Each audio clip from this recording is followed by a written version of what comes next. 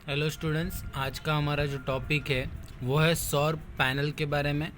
तो आज हम लोग पढ़ेंगे कि किस तरीके से सोलर जो एक तरीके से सनलाइट होती है, सूर्य ऊर्जा जो होती है, उससे किस तरीके से हम लोग सौर सेल पैनल लगाकर उसको एक तरीके से विद्युत ऊर्जा को एक तरीके से संचित कर सकते हैं और उसको बाद में हम लोग यूटिलाइज़ कर सकते हैं। अभी जैसे कि हम सूरत में रहते हैं तो हम लोगों को पता है बहुत सारे पुल्स बने हैं, और अठवा गेट का जो पुल है वहाँ पे एक तरीके से जो लाइटिंग लगाई गई है, रात को जो लाइट चालू रहती है ब्रिज पर पूरी रात, वो पूरे दिन में जो सूर्य प्रकाश उसको मिलता है, उस सूर्य प्रकाश की ऊर्जा को विद्युत ऊर्जा में रूपांतरित करके उसको एक तरीके से उपयोग में लिया जाता है। यह सरलता से देखा जाता है कि ये युक्तियाँ दिन के कुछ निश्चित समय पर ही उपयोगी होती है। सौर ऊर्जा का उपयोग इसी सीमा पर सौर सेल का उपयोग करके पार पाया जाता है। सौर सेल ऊर्जा को विद्युत ऊर्जा में रूपांतरित करता है। जो सौर सेल होता है वो सौर ऊर्जा को किस में कन्वर्ट करता है? विद्युत ऊर्जा में। क्योंकि हमको करना क्या है, तो बेसिकली हम यही चाहते हैं कि जो सौर ऊर्जा है वो किसी भी तरीके से किस में कन्वर्ट हो? विद्युत ऊर्जा में। तो सौर सेल द्वारा हम लोग क्या कर रहे हैं, जो सौर ऊर्जा है उसको हम लोग विद्युत ऊर्जा में रूपांतरित कर रहे हैं।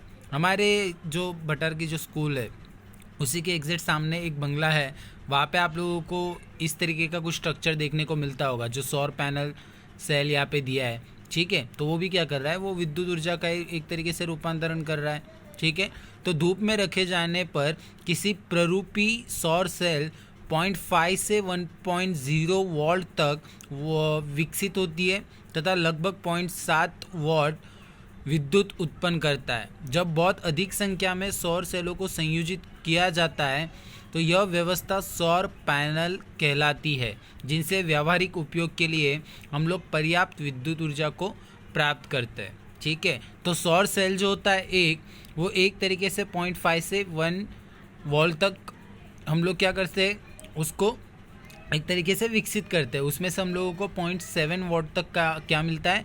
विद्युत ऊर्जा मिलती है। ठीक है, और इसी सौर ऊर्जा जो हम लोग सौर सेल इस्तेमाल कर रहे हैं, इसी सौर सेल को अगर बहुत ज़्यादा मात्रा में हम लोग लगाए तो वो क्या कहलाएगी? वो सौर पैनल कहलाती है। ठीक है, सौर सेलों के साथ संबंध प्रमुख लाभ ये है कि इनमें कोई भी गतिमान ऊर्जा नहीं होता।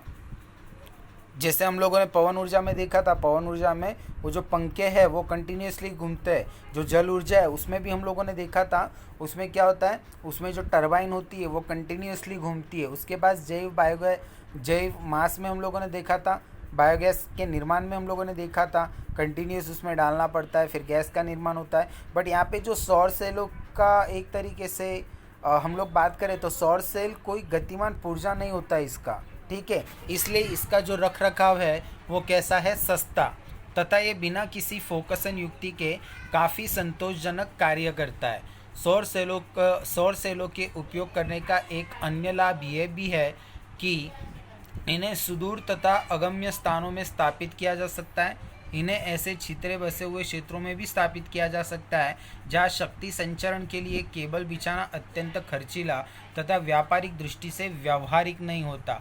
अब ऐसे सौर पैनल को हम लोग कहाँ पे लगा सकते हैं? तो बेसिकली इसके लिए बेस्ट जो जगह है, बेस्ट प्लेस जो है वो होती है एक खुला मैदान, जहाँ पर ज़्यादा से ज़्यादा धूप पड़ती हो, सौर ऊर्जा जहाँ पे ज़्यादा मिलती हो। ठीक है, इससे क्या होता है, तो केबल को बिछाने का जो बहुत खर्चा आता है वो खर्चा एक तरीके से पूरी तरीके से नेगलेक्ट कर सकते हैं हम लोग। फॉर एग्जांपल, अगर नर्मदा नदी का पानी हम लोग नर्मदा डैम के थ्रू अगर विद्युत ऊर्जा में रूपांतरित कर रहे हैं तो उसको अगर राजस्थान भेजना है तो ऑब्वियसली हमको केबल को क्या करना पड़ेगा? बसाना पड़ेगा। तो वो जो केबल लगाने का खर्चा होगा वो बहुत ही ज़्यादा अधिक होगा।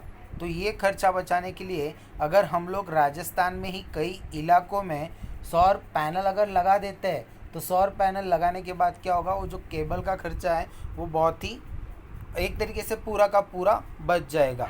तो ये व्यापारिक दृष्टि से कैसा रहेगा? व्यवहारिक रहेगा कि हम लोग एक तरीके से केबल के जगह पे किसका इस्तेमाल करें? सौर पैनल का इस्तेमाल करें। सौर सेल बनाने के लिए सिलिकॉन का उपयोग किया जाता है। अब यहाँ पे ये जो पॉइंट है, ठीक है, जस्ट अ मिनट।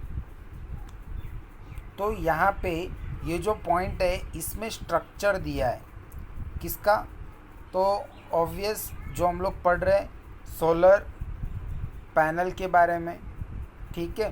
तो सोलर पैनल का यहाँ पे स्ट्रक्चर है और यहाँ पे लोग बोल रहे हैं कि सौर सेल बनाने के लिए किसका इस्तेमाल होता है, सिलिकॉन का उपयोग होता है जो प्रकृति में प्रचुर मात्रा में उपलब्ध है। यानी हमारे जो अर्थ है उस अर्थ में सिलिकॉन बहुत ज़्यादा मात्रा में उपलब्ध है। परंतु सौर सेल को बनाने में उपयोग होने वाले विशिष्ट श्रेणी के सिलिकॉन की एक तरीके से उपलब्धता जो है वो कैसी है, सीमित है। सौर सेलों के उत्पादन की समस्त प्रक्रिया अभी भी बहुत महंगी है। तो क्या कोई ऐसी आइडिया है, कोई ऐसी चीज़ है जो हम लोग सिलिकॉन के जगह पे इस्तेमाल कर सकते हैं जो एक तरीके से महंगी ना होकर कैसी हो, सस्ती हो? अगर है तो बेटर है कि हमारा जो सोलर पैनल है वो और ज़्यादा अच्छे से क्या करेगा, काम करेगा और हमें सस्ते में पड़ेगा।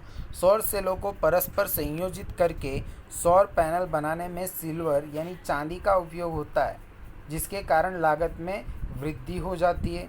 उच्च लागत तथा कम दक्षता होने पर भी सौर सेलों का उपयोग बहुत से वैज्ञानिक तथा प्रौद्योगिक अनुप्रयोगों के लिए किया जाता है।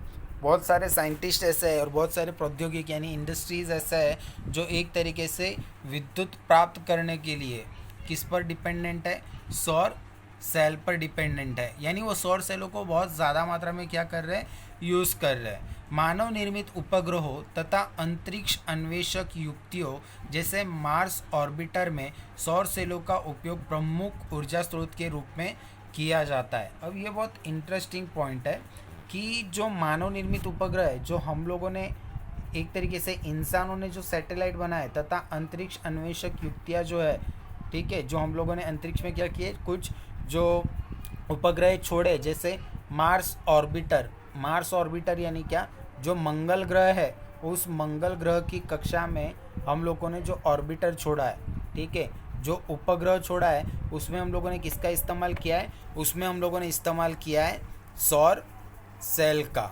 रेडियो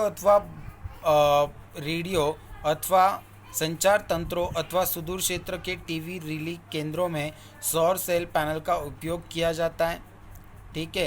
ट्रैफिक सिग्नलों, परिकल्पकों तथा बहुत से खिलौनों में सौर सेल लगे होते हैं। कैलकुलेटर में भी आप लोगों ने देखा था, कई सारे कैलकुलेटर ऐसे होते हैं जिनको सूर्य ऊर्जा प्राप्त होने पर वो और ज़्यादा अच्छे से फंक्शन करने लगते हैं, काम करने लगते हैं। तो वो बेसिकली किस पर होते हैं, किस पर बने होते हैं, तो वो सौर सेल पर चलते हैं। सौर सेल पैनल विशिष्ट रूप से डिज़ाइन की गई आनत छतों पर स्थापित किए जाते हैं। छत पर हम लोग टेरेस पे इसको लगा सकते हैं ताकि इन पर अधिक से अधिक सौर ऊर्जा आपतित हो यानी क्या, पड़े। तथापि अत्यधिक महंगा होने के कारण सौर सेलों का घरेलू उपयोग अभी तक सीमित है, क्योंकि ये एक तरीके से इसको एक वन टाइम इन्वेस्टमेंट टाइप है ये, कि एक बार ही इसको लगाने का जो खर्चा है वो बहुत ही ज़्यादा अधिक होता है। इसलिए हम लोग आमतौर पे घरों में इसका इस्तेमाल नहीं करते। बट तुम लोगों ने मंगलयान करके अक्षय कुमार की एक मूवी देखी होगी, तो उसमें भी बताया गया था किस तरीके से किचन का इस्तेमाल, यानी किचन में जो इंग्रेडिएंट्स यूज़ होते हैं या किचन की जो टेक्निक्स होती है उसी के थ्रू उस पिक्चर में विद्या बालन ने जो बताया कि किस तरीके से हम लोग पृथ्वी से, अर्थ से लाइक मंगल पर एक तरीके से ऑर्बिट छोड़ सकते हैं, ठीक है। तो उस ऑर्बिट में भी किसका इस्तेमाल किया गया था, सोलर सेल का इस्तेमाल किया गया था विद्युत जनरेट करने के लिए, क्योंकि उसमें कैमरेज लगे होते हैं, जीपीएस लगा होता है और भी बहुत सारी चीज़ें लगी होती है जो उनके लिए हेल्पफुल होती है। इस तरीके से सौर सेल बहुत इम्पोर्टेंट होते हैं और वो बहुत अच्छे से काम भी करते हैं। बस जो सिलिकॉन होता है और चांदी का इस्तेमाल उसमें किया जाता है वो बहुत महंगा होता है, ठीक है। तो आई होप आपको ये पॉइंट अच्छे से समझ में आया होगा।